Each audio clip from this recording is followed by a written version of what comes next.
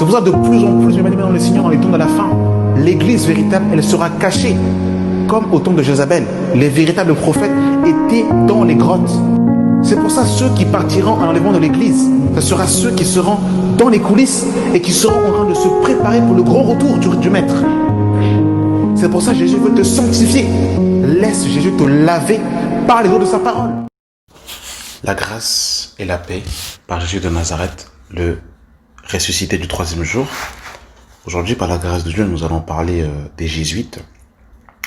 C'est voilà un mouvement dénominationnel que nous allons encore aujourd'hui partager par la grâce de Dieu.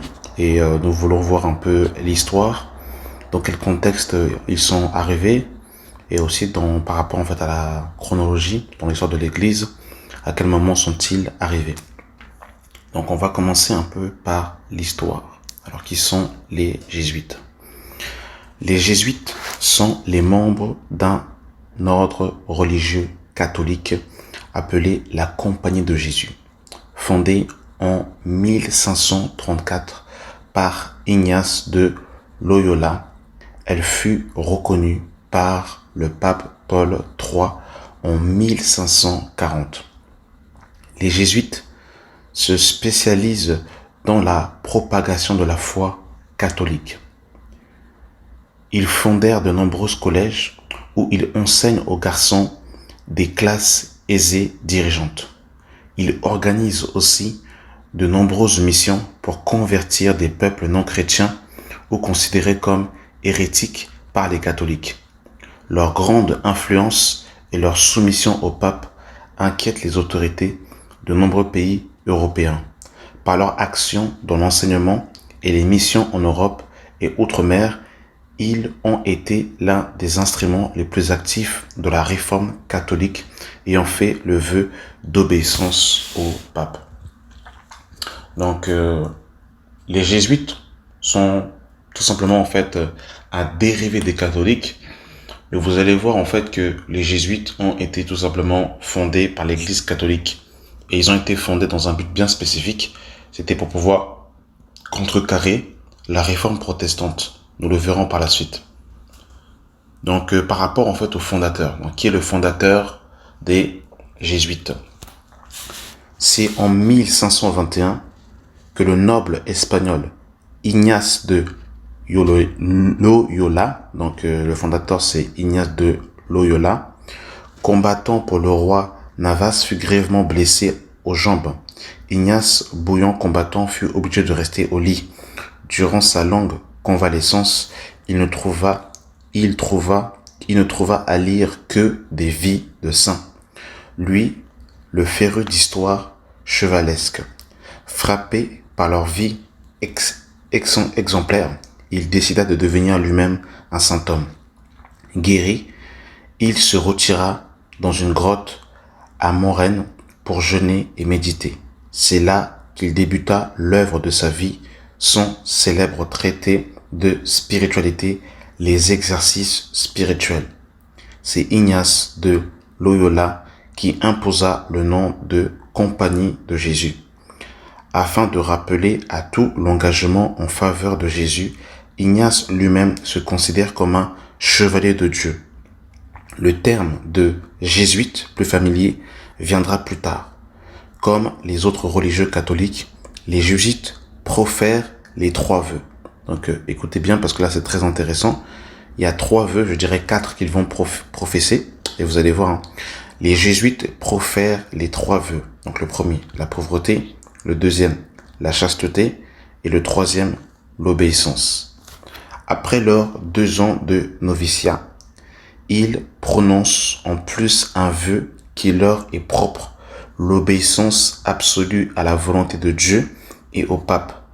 La devise de la Compagnie de Jésus est « pour la plus grande gloire de Dieu ». Donc voilà, les jésuites en fait vont faire un vœu, vont faire 3 vœux, mais le 4e en fait va justement ce qui va, je dirais, marquer la caractéristique des jésuites, c'est l'obéissance en fait au pape. Et vous allez voir que ce n'est pas anodin qu'ils justement ont mis en place en fait ce quatrième vœu. Par rapport en fait aux membres des jésuites dans le monde, hein, donc les jésuites comptent 18 000 membres dans le monde. Ils sont dirigés par un préposé général élu jusqu'à sa mort ou sa démission. Sur les 18 500 jésuites dans le monde, 3 000 sont latino-américains et 3 700 indiens. Les États-Unis en comptent 2 600. La province en France compte 400. 1800 jésuites travaillent en Afrique. Donc, par rapport aux jésuites, ce qu'il faut savoir, hein, c'est que on va le voir un peu plus tard, juste après, par rapport à la réforme protestante. Ce qui va se passer, c'est que quand Constantin va arriver au pouvoir et qu'il va soi-disant, voilà, faire une adhésion au christianisme, alors qu'en fait il avait simplement fait une adhésion intellectuelle, mais il n'était pas réellement converti parce qu'il adorait voilà, le soleil et d'autres divinités égyptiennes. On en reviendra par la suite. Quand l'église catholique va se fonder avec Constantin, eh bien, l'église catholique va exercer une domination sans précédent. La Bible était traduite exclusivement en latin. Un pape avait demandé à Jérôme de traduire la Bible. Et Jérôme va mettre plus de 23 ans pour traduire la Bible en latin. Et c'était une exclusivité catholique. Ceux du peuple qui avait des portions dans la Bible étaient brûlés vifs. Donc pendant près de 1200 ans, le peuple n'avait pas accès à la Bible.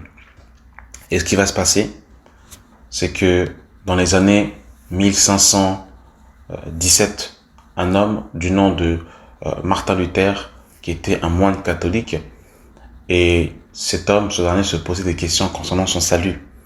Et il va se rendre compte justement de la supercherie de l'église catholique en tombant sur le livre de Romains chapitre 1, le verset 17, mon juste vivra par la foi. Et à ce moment-là, il va se rendre compte et réaliser que, eh bien, malheureusement, il était dans la séduction avec l'église catholique. Et là, il va décider de pouvoir brandir ses 95 thèses qu'il va afficher sur la chapelle de Gutenberg grâce à l'imprimerie qui, à leur époque, était une prouesse technologique. Et là, ça va créer un véritable tsunami, un véritable réveil. Beaucoup de peuples qui lisaient justement les thèses de Martin Luther étaient éclairés et ça va ramener justement un véritable réveil. Et il va avoir Zwingli en Suisse par exemple, il va avoir Jean Calvin en France et ils vont justement être suscités comme étant des réformateurs pour ramener le peuple à la véritable parole, du moins revenir à la parole. Et c'est à ce moment-là que le premier livre qui va être imprimé est une Bible. C'est la Bible de Gutenberg qui va être imprimée en Allemagne. En France, il va avoir Olivetan qui va traduire la Bible. Donc Olivetan qui était le cousin de Jean Calvin et c'est lui d'ailleurs qui va le ramener eh bien, à la foi chrétienne. Et c'est Olivetan qui va traduire la Bible en français et c'est lui-même qui va traduire le mot Yahvé ou le mot YHWH par l'éternel. C'est Olivetan. Et quand justement l'église catholique va se rendre compte de quand l'église catholique vont se rendre compte que ils étaient en train de perdre des membres, que beaucoup de catholiques en fait eh bien quittaient l'église catholique pour justement se convertir au protestantisme. Alors les catholiques vont commencer justement à mettre en place eh bien comme des parades pour contrecarrer justement la réforme protestante. Et c'est là où justement ils vont mettre en place les jésuites. Et on a dit justement que les jésuites avaient 4 vœux. Et dans leur quatrième vœu, c'était une obéissance totale et absolue au pape en fait. Et le but en fait des jésuites, c'était véritablement de pouvoir pousser le peuple à ne pas justement se lever contre l'autorité de la papauté, mais d'être dans une soumission totale. C'était un peu pour contrecarrer la réforme protestante. Et les jésuites aussi, hein, qui eux aussi étaient des missionnaires, vont aussi être à l'origine de beaucoup de dégâts dans les pays outre-mer et en Afrique aussi. Beaucoup de prêtres catholiques, de missionnaires catholiques sont partis justement en Afrique et même dans certains pays pour convertir de force les hommes au catholicisme romain. Les jésuites aussi ont fortement été aussi influencés, eh bien, je dirais, la pensée des hommes, parce que les jésuites ont aussi fortement participé à la construction des écoles, des collèges, etc. Et bien évidemment, une fois que vous mettez en place les écoles avec des programmes scolaires, c'est plus facile de pouvoir aussi contrôler les gens avec justement la foi qui était véhiculée pour justement convertir les uns et les autres au catholicisme romain. Donc voilà un peu pour la petite histoire par rapport en fait aux jésuites qui ont tout simplement été créés par l'Église catholique pour justement contrecarrer la réforme protestante. Et voilà, concernant la réforme protestante, la réforme protestante, également appelée la réforme, amorcée au XVIe siècle, est une volonté d'un retour aux sources du christianisme et aussi par extension d'un besoin de considérer la religion et la vie sociale d'une autre manière. Elle reflète l'angoisse des âmes par la question du salut central dans la réflexion des réformateurs qui dénoncent la corruption de toute la société engendrée par le commerce des indulgences. Parce que ce qu'il faut savoir, c'est que l'Église catholique avait imposé les indulgences en disant que pour être sauvé, il fallait payer les indulgences. Voilà. Donc c'était aussi un abus de l'Église catholique. Les réformateurs profitent de l'essor. Les réformateurs profitent de l'essor de l'imprimerie pour faire circuler la Bible en langue vernaculaire, notamment l'allemand, après la première traduction réalisée par Martin Luther, et montrant qu'elle ne fait mention ni des saints, ni du culte de la Vierge, ni du culte de la Vierge Marie, ni du purgatoire. La référence à la Bible comme norme est néanmoins une des principales motivations des réformateurs. Ce principe, sola scriptura, les guidera. Sola scriptura qui veut dire l'écriture seule. Commencé le 31 octobre 1517 par Martin Luther, alors moine catholique dans le Saint-Empire, et Ulrich Zwingli à Urich, puis Martin Bucer à Strasbourg et plus tard Jean Calvin à Paris et Genève. La réforme touche la majeure partie de l'Europe du Nord, de l'Ouest. Les tentatives de conciliation ayant échoué, elle aboutit à une scission entre l'Église catholique romaine et l'Église protestante. La contre-réforme catholique engagée à l'issue du Concile de Trente ne permet à l'Église catholique qu'une reconquête partielle des populations passées au protestantisme. Donc c'est ce que je vous expliquais, ils vont mettre en place le Concile de Trente pour pouvoir justement contrer la réforme protestante. Parce que malheureusement, beaucoup de personnes avaient quitté le navire, n'étaient plus catholiques, mais se sont tournés vers le protestantisme. Et l'Église catholique va faire un carnage sans précédent.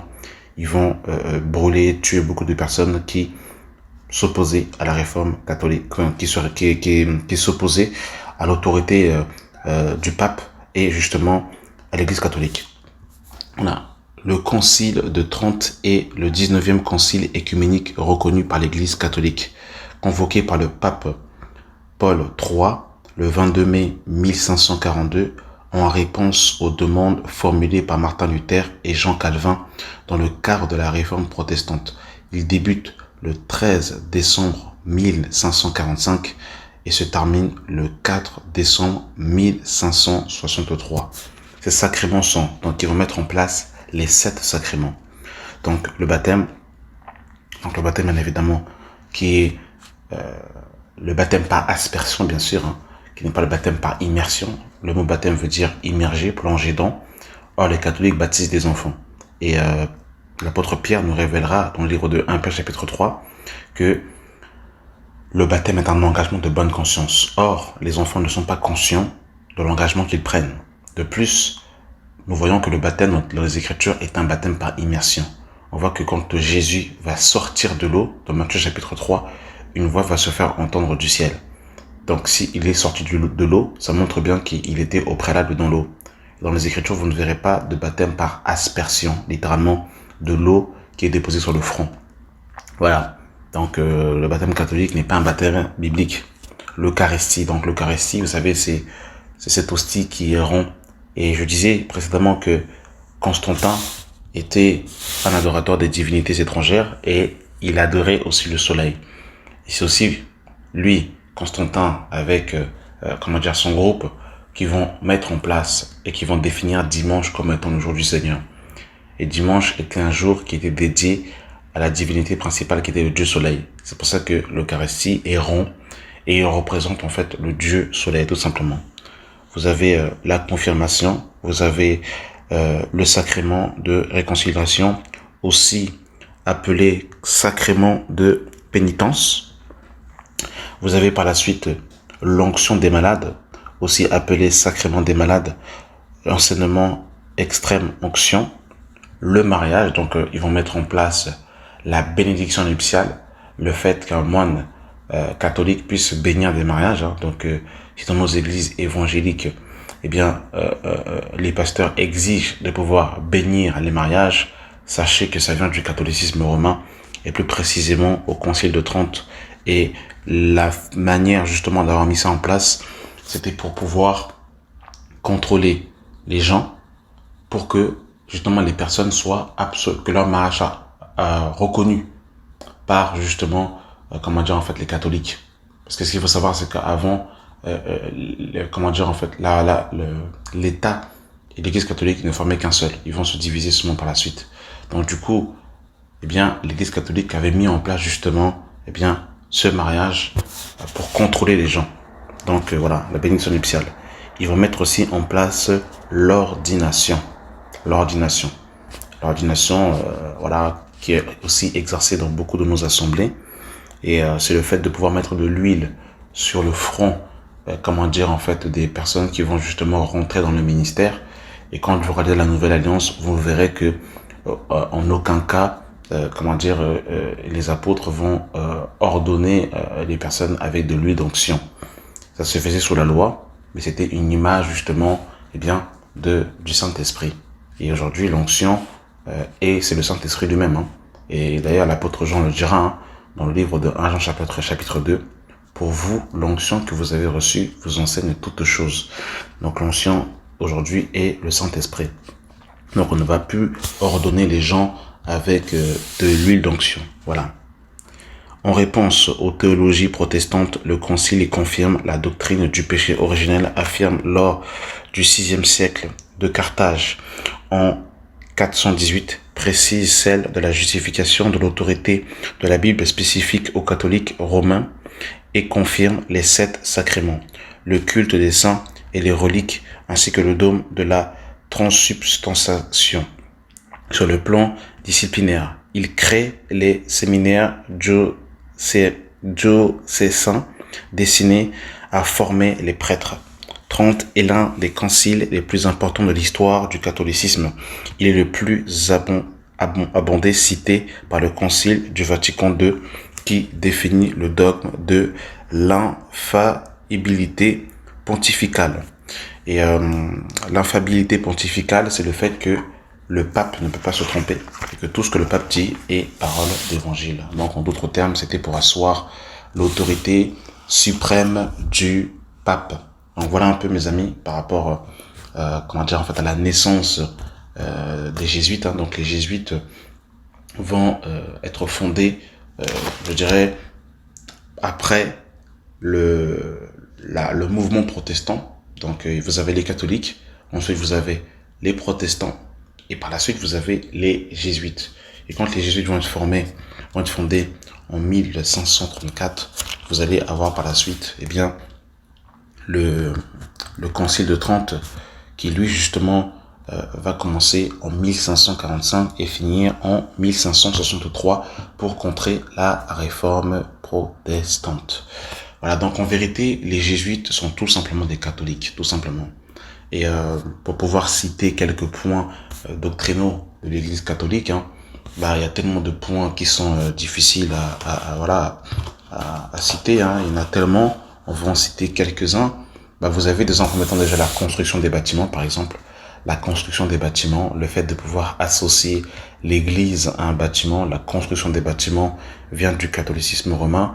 Dans les Écritures, en aucun cas, l'église est associée à un bâtiment. L'église a toujours été associée dans les Écritures aux chrétiens eux-mêmes. Hein.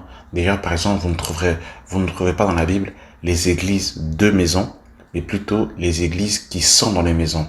Donc, on voit que, en fait, ce sont les personnes qui forment, en fait, justement, l'église. Ce n'est pas la maison qui est l'église, parce que beaucoup pensent que, voilà, ça peut être ça peut être un petit détail, mais ça change tout. C'est que ce n'est pas la maison qui forme l'église, mais ce sont les personnes qui sont dans les maisons qui forment l'église. Donc, vous avez vu que dans la Bible, jamais l'église n'était associée à un bâtiment.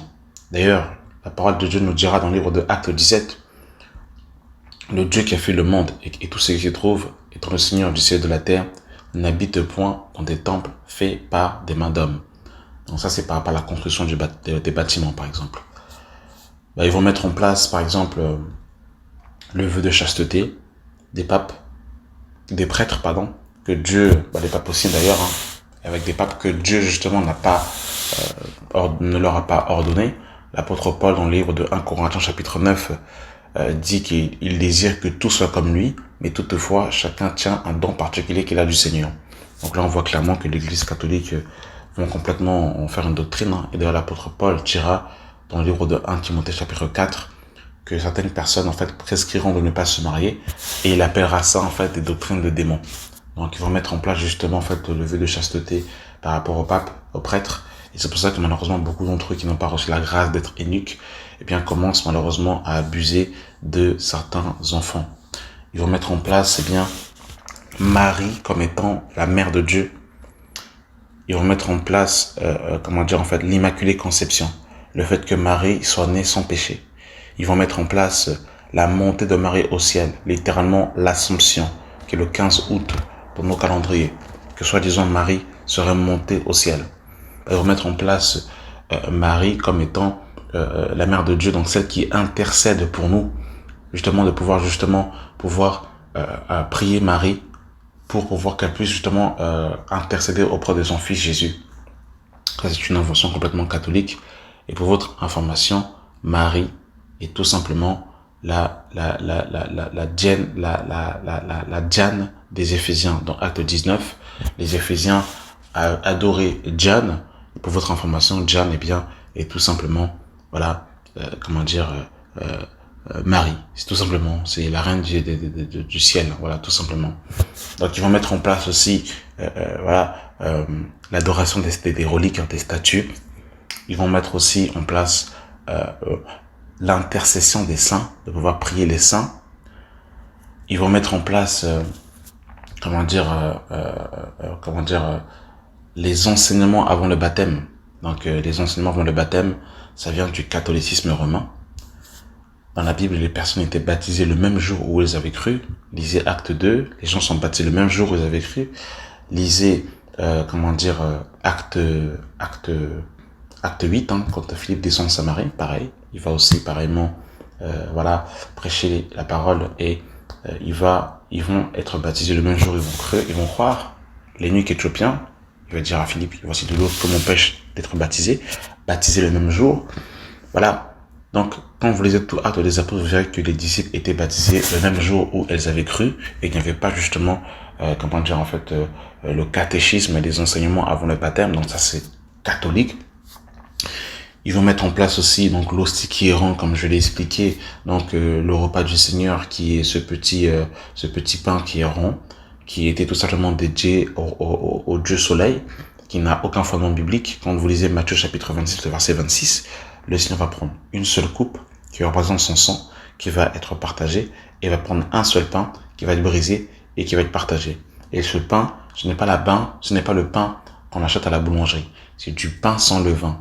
Le fait que ce soit du pain sans levain, le levain est l'image justement du péché. Et le pain est l'image du corps de Christ. Donc le fait que le pain soit sans levain, c'est vraiment pour marquer véritablement le fait que Jésus est venu sans péché. Voilà. Il y a tellement de choses qu'ils vont mettre en place, mes amis, je ne sais même pas si je pourrais tout dénoncer. Ils vont mettre en place, par exemple, le purgatoire. Le fait que quand une personne meurt,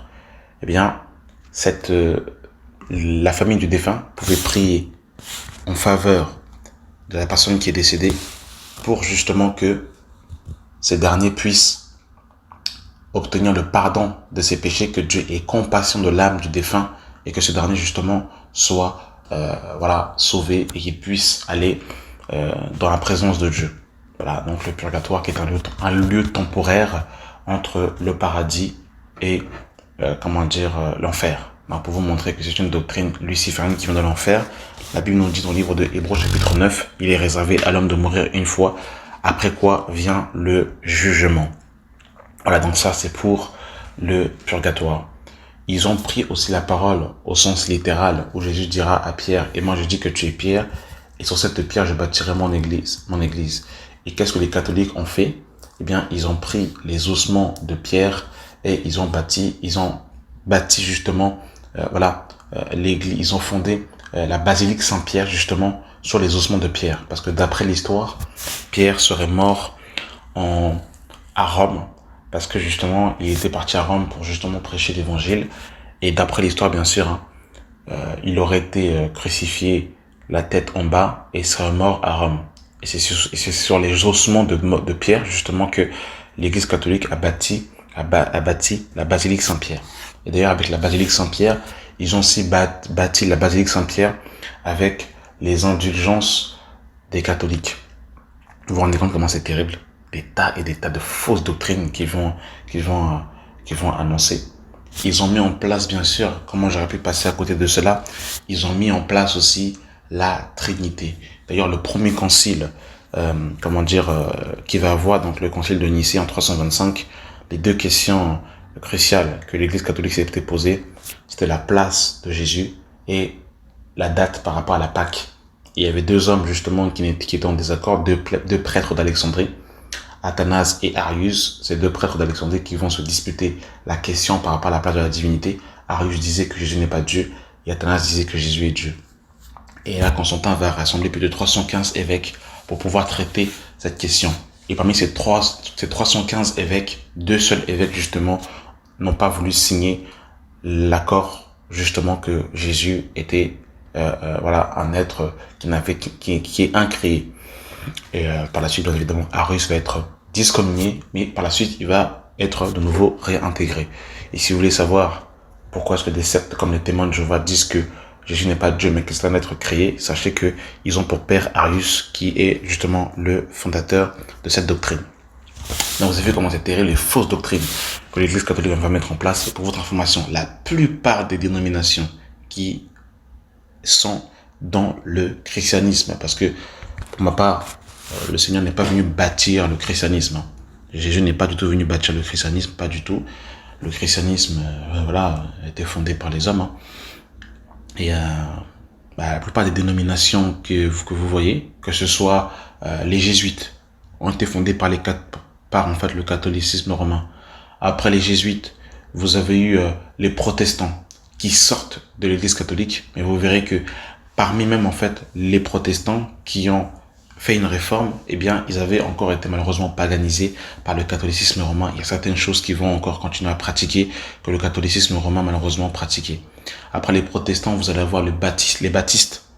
Après les baptistes, vous allez avoir les églises évangéliques, les églises indépendantes. Après vous allez avoir en fait le pentecôtiste et vous verrez en fait que tous ces ismes-là sortent du catholicisme romain.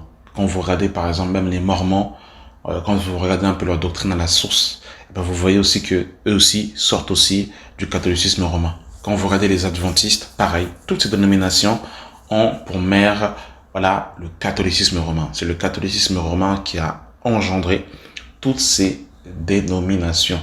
Et d'ailleurs, dans la rubrique l'histoire de l'Église, toutes ces branches que je viens de citer, nous les avons exposées, nous avons étudié leur doctrine et nous avons aussi partagé leur histoire afin que vous puissiez être éclairés dans ces temps qui sont les derniers. Donc là, vous vous rendez compte un peu, il y a tellement de fausses doctrines, je ne sais même pas encore quelle autre doctrine je peux citer, parce qu'il y en a tellement. Et vous verrez même que par exemple les catholiques n'ont pas de Bible, la plupart des catholiques n'ont pas de Bible ou ils ne la lisent pas.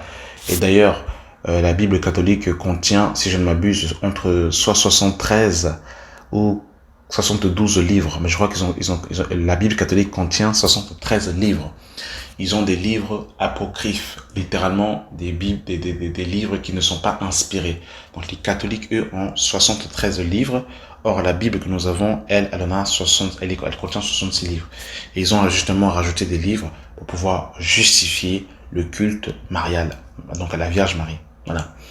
Donc les chapelets, la photo de Jésus, la photo de Marie, la statue en noir dessin, tout cela, mes amis, vient du catholicisme romain.